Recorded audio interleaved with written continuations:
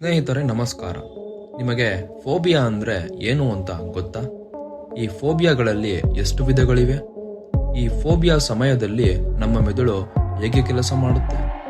ಈ ಫೋಬಿಯಾ ಅನ್ನೋದು ಭಯೋತ್ಪಾದನೆಯ ಬೆದರಿಕೆಗಿಂತಲೂ ಭಯಾನಕವಾಗಿರುತ್ತದೆ, ಹೌದಾ? ಈ ರೀತಿಯ ಎಲ್ಲಾ ಪ್ರಶ್ನೆಗಳಿಗೆ ಉತ್ತರವನ್ನು ಈ ವಿಡಿಯೋದಲ್ಲಿ ತಿಳಿದುಕೊಳ್ಳೋಣ.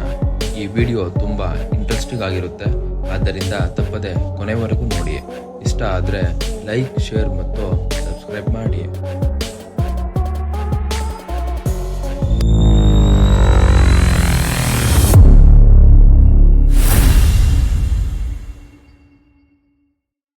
What is phobia? ಫೋಬಿಯಾ ಒಂದು ರೀತಿಯ ಆತಂಕದ ಕಾಯಿಲೆಯಾಗಿದ್ದು, ವಸ್ತು ಅಥವಾ ಸನ್ನಿವೇಶದ ಬಗ್ಗೆ ಅಭಾಗಲಬ್ಧ, ಅವಾಸ್ತವಿಕ, ನಿರಂತರ ಮತ್ತು ಅತಿಯಾದ ಭಯದಿಂದ ಬರುತ್ತದೆ. ಫೋಬಿಯಾಗಳು ಸಾಮಾನ್ಯವಾಗಿ ಭಯದ ತ್ವರಿತ ಆಕ್ರಮಣಕ್ಕೆ ಕಾರಣವಾಗುತ್ತವೆ ಮತ್ತು ಸಾಮಾನ್ಯವಾಗಿ 6 ತಿಂಗಳಿಗಿಂತ ಹೆಚ್ಚು ಕಾಲ ಇರುತ್ತವೆ. ಈ ಫೋಬಿಯಾಗಳಿಂದ ಕಾಡಿಸಿಕೊಳ್ಳುತ್ತಿರುವ ಪೀಡಿತರು ಪರಿಸ್ಥಿತಿ ಅಥವಾ ವಸ್ತುವನ್ನು ತಪ್ಪಿಸಲು ಹೆಚ್ಚಿನ ಪ್ರಯತ್ನಗಳನ್ನು ಮಾಡುತ್ತಾರೆ ಹಾಗೂ ನಿಜವಾದ ಅಪಾಯಕ್ಕಿಂತ ಹೆಚ್ಚಿನ ಮಟ್ಟಕ್ಕೆ ಹೋಗುತ್ತಾರೆ. ಒಂದು ವೇಳೆ ಆ ವಸ್ತು ಅಥವಾ ಸನ್ನಿವೇಶವನ್ನು ತಪ್ಪಿಸಲು ಸಾಧ್ಯವಾಗದಿದ್ದರೆ ಅವರು ಗಮನಾರ್ಹವಾದ ತೊಂದರೆಯನ್ನು ಅನುಭವಿಸುತ್ತಾರೆ. ಸಂಶೋಧಕರ ಪ್ರಕಾರ ಈ ಫೋಬಿಯಾ ಎನ್ನುವುದು ಭಯೋತ್ಪಾದನೆಯ ಬೆದರಿಕೆಗಿಂತಲೂ ಭಯಾನಕವಾಗಿರುತ್ತಂತೆ. ಅಮೆರಿಕನ್ ಸೈಕಿಯಾಟ್ರಿಕ್ ಅಸೋಸಿಯೇಷನ್ ಅವರ ಪ್ರಕಾರ ಫೋಬಿಯಾಗಳಲ್ಲಿ 3 ವಿಧ. ಅವುಗಳೆಂದರೆ specific phobia, social phobia, agoraphobia. Specific phobia ಅಂದರೆ ನಿರ್ದಿಷ್ಟ ಆತಂಕ. ಇದು ನಿರ್ದಿಷ್ಟ ಪ್ರಚೋದಕಕ್ಕೆ ತೀವ್ರವಾದ ಹಾಗೂ ಅಭಾಗಲಬ್ಧವಾದ ಭಯವಾಗಿದೆ. ನಿರ್ದಿಷ್ಟ ಫೋಬಿಯಾಗಳನ್ನು ಸರಳ ಫೋಬಿಯಾ ಎಂದು ಕರೆಯಲಾಗುತ್ತೆ, ಏಕೆಂದರೆ ಅವುಗಳಂತೆ ವ್ಯಕ್ತಿಯ ದೈನಂದಿನ ಜೀವನದಲ್ಲಿ ಆಗಾಗ್ಗೆ ಸಂಭವಿಸದ ಗುರುತಿಸಬಹುದಾದ ಕಾರಣಕ್ಕೆ ಸಂಬಂಧಿಸಿರಬಹುದು. ಆದ್ದರಿಂದ ಇವು ದಿನನಿತ್ಯದ ಜೀವನದ ಮೇಲೆ ಮಹತ್ವದ ರೀತಿಯಲ್ಲಿ ಪರಿಣಾಮ ಬೀರುವ ಸಾಧ್ಯತೆ ಇಲ್ಲ. ಈ ಸ್ಪೆಸಿಫಿಕ್ ಫೋಬಿಯಾದಲ್ಲಿ ಇನ್ನೂ ಹಲವಾರು ವಿಧಗಳಿವೆ. ಇವು ಸಾಮಾನ್ಯವಾಗಿ ತುಂಬಾ ಜನರಲ್ಲಿ ಕಂಡುಬರುತ್ತದೆ. ಅವುಗಳೆಂದರೆ ಕ್ಲಾಸ್ಟ್ರೋಫೋಬಿಯಾ, ಅಂದರೆ ಸಂಕುಚಿತ ಅಥವಾ ಸೀಮಿತ ಸ್ಥಳಗಳಲ್ಲಿ ಇರಲು ಭಯಪಡುವುದು. ಏರೋಫೋಬಿಯಾ ಅಂದರೆ ಹಾರಲು ಭಯಪಡುವುದು. ಅರಾಕ್ನೋಫೋಬಿಯಾ ಅಂದರೆ ಜೇಡಗಳನ್ನು ಕಂಡರೆ ಭಯಪಡುವುದು. ಡ್ರೈವಿಂಗ್ ಫೋಬಿಯಾ ಅಂದರೆ ವಾಹನ ಚಲಾಯಿಸಲು ಭಯಪಡುವುದು. ಎಮೆಟೋಫೋಬಿಯಾ ಅಂದರೆ ವಾಂತಿ ಮಾಡಲು ಭಯಪಡುವುದು. ಹೈಪೋಕಾಂಡ್ರಿಯಾ ಅಂದರೆ ಅನಾರೋಗ್ಯಕ್ಕೆ ಒಳಗಾಗುವ ಭಯ. ಝೂಫೋಬಿಯಾ ಅಂದರೆ ಪ್ರಾಣಿಗಳ ಭಯ. ಆಕ್ವಾಫೋಬಿಯಾ ಅಂದರೆ ನೀರಿನ ಭಯ. ಆಕ್ರೋಫೋಬಿಯಾ ಅಂದರೆ ಎತ್ತರದ ಭಯ. BII ಫೋಬಿಯಾ ಅಂದರೆ blood injury and injection phobia. ಈ ಇಂಜೆಕ್ಷನ್ ಫೋಬಿಯಾ ನನಗೆ ಚಿಕ್ಕ ವಯಸ್ಸಿನಿಂದಲೂ ಇದೆ. ಸ್ನೇಹಿತರೆ, ನಿಮಗೂ ಸಹ ಈ ಇಂಜೆಕ್ಷನ್ ಫೋಬಿಯಾ ಅನ್ನೋದು ಇದ್ದರೆ ಕೆಳಗಡೆ ಕಮೆಂಟ್ ಬಾಕ್ಸ್ನಲ್ಲಿ ತಿಳಿಸಿ. ಎಸ್ಕಲೇಷನ್ ಫೋಬಿಯಾ ಅಂದರೆ ಎಸ್ಕಲೇಟರ್ಗಳಲ್ಲಿ ಚಲಿಸಲು ಭಯಪಡುವುದು.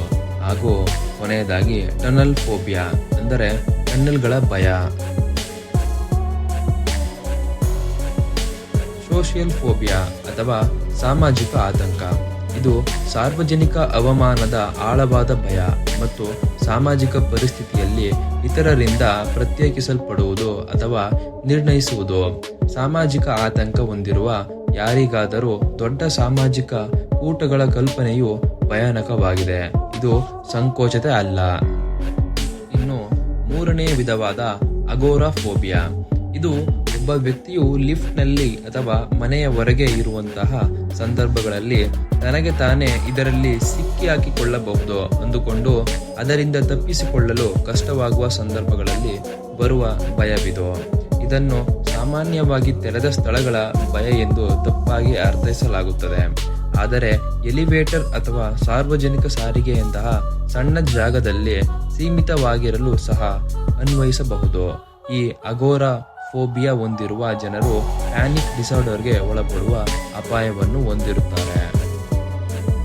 ಇನ್ನು ಈ ಫೋಬಿಯಾಗಳ ಲಕ್ಷಣಗಳ ಬಗ್ಗೆ ತಿಳಿದುಕೊಳ್ಳೋಣ. ಯಾವುದೇ ವ್ಯಕ್ತಿಗೆ ಯಾವುದೇ ಫೋಬಿಯಾಗಳಿದ್ದರೂ ಅವುಗಳ ರೋಗ ಲಕ್ಷಣಗಳು ಸಾಮಾನ್ಯವಾಗಿರುತ್ತವೆ.